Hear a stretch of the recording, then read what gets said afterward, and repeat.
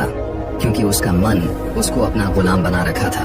उसके मन में हमेशा 1000 विचार चलते रहते थे, और जब भी वह पढ़ने बैठता तो उसके मन में अनावश्यक विचार आ जाते थे। जब वह पढ़ने बैठता तो उसके मन में बाजार की बातें, गाने, फिल्में और अन्य विचार आते थे।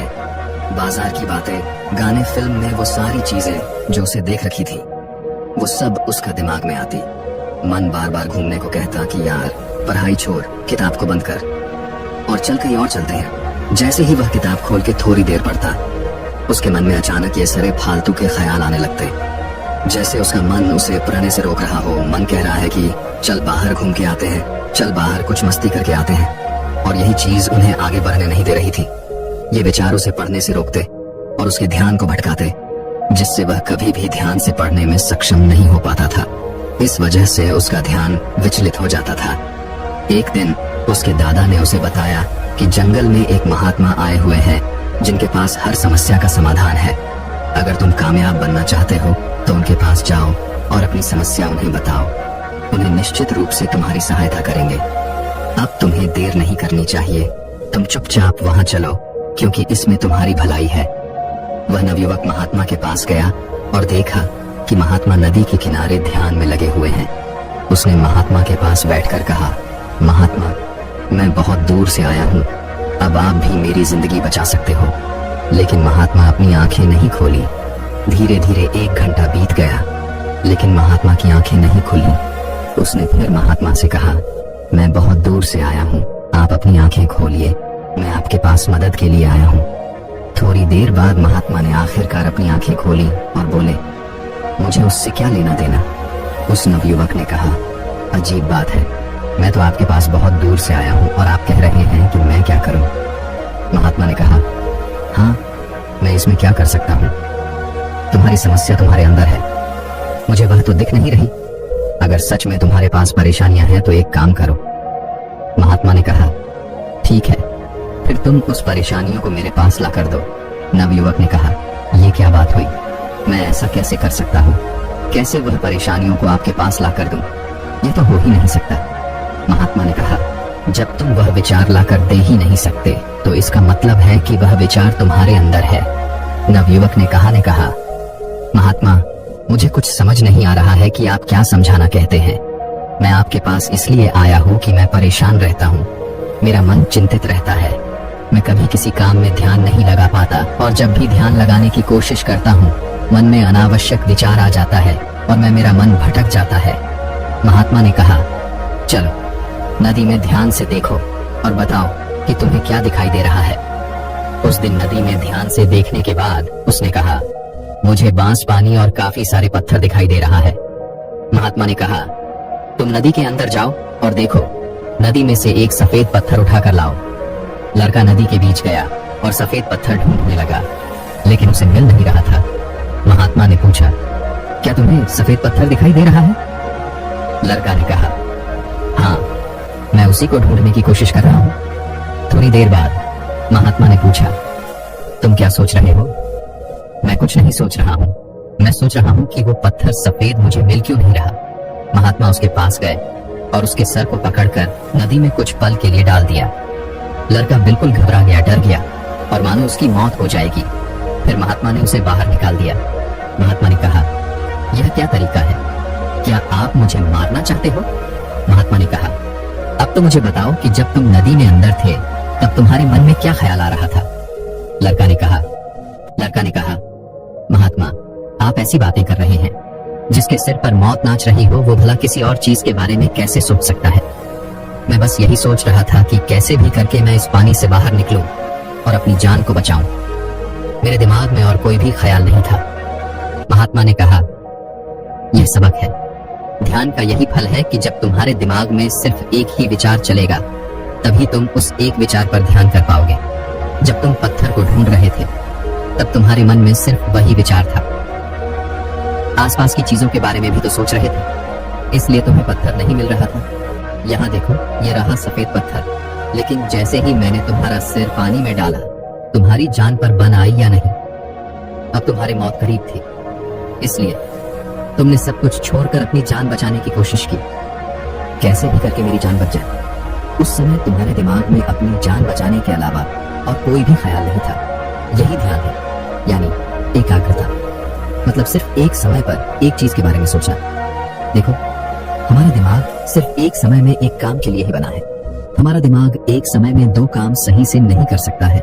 इसलिए जब हम ध्यान करते हैं तो हमें चाहिए कि हमारे मन में कोई और ख्याल ना आए, क्योंकि जब कोई और ख्याल आएगा तब आप कोई भी एक चीज पर ध्यान लगा ही नहीं सकते। यही चीज पढ़ाई के साथ भी होता है। इसलिए मन को एकाग्र करना जरूरी है। कुछ चीजें हैं जिंदगी को बर्बाद कर देती हैं, लेकिन अगर आप स्टूडेंट हो तो आपको अपने काम पर फोकस करना चाहिए, तभी आप जिंदगी में कामयाब हो पाओगे। इतना सुनकर वह लड़का समझ गया कि जिंदगी में कामयाब होने के लिए फोकस का होना जरूरी है। जब हम एक लक्ष्य के साथ काम पर फोकस करते हैं तो हम कामयाब होते हैं। फिर उसने महात्मा से पूछा, महात्मा, आप मुझे ये बताइए कि मैं कामयाब होने के लिए वह कौन नियम अपनाऊं जो मेरी जिंदगी में काफी मददगार साबित हो। तब महात्मा ने कहा, जिंदगी में एक बात हमेशा याद रखना, तुम खुद को बनाते हो। मतलब तुम जो कुछ भी करते हो, जो कुछ भी देखते हो, जो कुछ भी सीखते हो, जहां भी जाते हो, हर वो चीज तुम्हें सबक सिखाती है। और तुम जैसे माहौल में रहते हो वैसे तुम बन जाते हो। हम अपनी भविष्य का खुद निर्माण करते हैं। जिंदगी में सफल होना आसान नहीं है। जब इंसान सफलता के रास्ते पर चलता है तो उसके रास्ते में बहुत सारी रुकावटें भी आती हैं, और कुछ रुकावटें इंसान खुद बनाता है। इसलिए कुछ गलतियां ऐसी होती हैं जो गलतियां तुम्हें नहीं करनी चाहिए, और कुछ काम ऐसे हैं जो इंसान को नहीं चाहिए। आओ इस बारे में मैं तुम्हें बताता हूँ, जिसमें सबसे पहला नंबर 1 है, एक लक्ष्य को निर्धारित करो। ये बात सही है, जिस इंसान के जीवन में एक लक्ष्य नहीं, वो अपने जीवन में कभी आगे बढ़ ही नहीं सकता। ये ठीक वैसे ही है जैसे मैं तुम्हें कहूँ कि तुम मार्ग में आगे चलो, लेकिन तुम्हें यह नहीं बताऊं तुम्हें कहाँ तो आगे चलना है। तुम खुद ही सोच के देखो, तुम कहाँ तक आगे चलोगे। तुम चलते चलते थक जाओगे, क्योंकि जब तुम्हें मंजिल नहीं पता तो तुम भला कहाँ पहुँचने की कोशिश करोगे। और तुम अपने दिमाग को क्या बताओगे कि तुम कहाँ जा रहे हो और तुम्हारी मंजिल क्या है। इसीलिए मंजिल यानी एक लक्ष्य का होना जरूरी है। जब तुम्हारे पास लक्ष्य होता है तो तुम आगे बढ़ने के लिए प्रेरित होते हो, और तुम थकते भी नहीं हो, और तुम हर दिन धीरे धीरे आगे बढ़ते रहते हो। इसीलिए एक लक्ष्य जरूरी है जिसमें तुम दिन रात काम कर सको, वो लक्ष्य जो तुम्हें आगे बढ़ाने के लिए मजबूर कर दे। इसलिए खुद से सवाल करो कि तुम किस लिए पढ़ना चाहते हो, तुम किस लिए आगे बढ़ना चाहते हो, क्योंकि जिंदगी भी यही चीज तुम्हें कामयाब बनाएगी। नंबर 2, समय की अहमियत को समझो। ये बात सही है, जो लोग जीवन में समय की महत्वता को नहीं समझते, समय कभी भी उनके हक को नहीं समझता। इसलिए समय की कद्र करना सीखो। फालतू के कामों में, फालतू की बातों में, फालतू की उन चीजों में समय को कभी बर्बाद मत करो जिनसे तुम्हें कुछ भी हासिल नहीं होगा। अपने लक्ष्य को मेहनत से लगाओ, अपने लक्ष्य को अपने आप को कामयाब बनाने में लगाओ, और अपने लक्ष्य को उन चीजों में लगाओ जो तुम्हें आगे ले जाएं। फालतू की वो लोग जो हमेशा रास्ते के रुकावट बनाते हैं, जो हमें गलत रास्ते पर लेकर जाते हैं, उन लोगों से दूर रहो, तभी तुम्हारी भलाई है। नंबर 3, सवेरे उठने की आदत डालो। रोज सुबह जल्दी उठने का नियम बनाएं। ऐसा इसलिए क्योंकि सुबह के वातावरण में गजब की ऊर्जा होती है। साथ ही उस समय दिमाग पूरी तरह से फ्रेश होता है, जिस कारण उस समय की गई पढ़ाई हमेशा याद रहती है। इतना ही नहीं, इस समय पढ़ते समय कठिन से कठिन सवालों को भी आसानी से हल किया जा सकता है। सुबह जल्दी उठने के लिए रात को समय पर सोना भी जरूरी है। साथ ही शारीरिक और मानसिक स्वास्थ्य को बनाए रखने के लिए 7-8 घंटे की नींद आवश्यक है। ये सब बात सही है। ब्रह्म मुहूर्त का समय तुम्हारे दिमाग के लिए सबसे अच्छा समय होता है, क्योंकि इस मुहूर्त में माहौल बिल्कुल शांत होता है। तुम सुबह उठकर ध्यान क्रिया करके पढ़ाई कर सकते हो।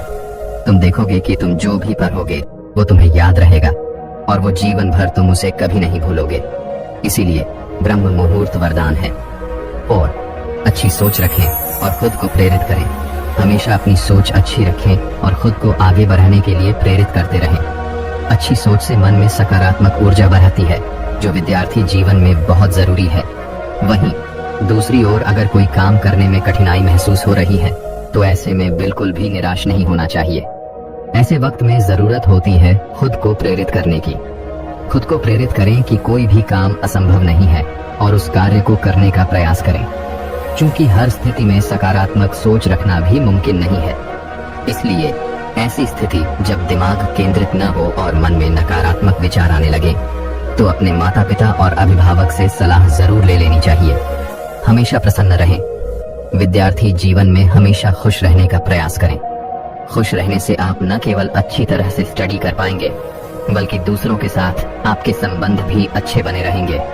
दरअसल जो भी लोग हमेशा मुंह लटकाए रहते हैं, उनसे कोई भी बात नहीं करना चाहता है। वहीं एक मुस्कान के साथ अगर आप दूसरों से मिलते हैं तो उन पर इसका सकारात्मक असर पड़ता है। बाकी कहानी आपको कैसी लगी, आप हमें जरूर बताइए और इसी तरह की वीडियो को देखने के लिए हमारे YouTube चैनल को जरूर करें सब्सक्राइब।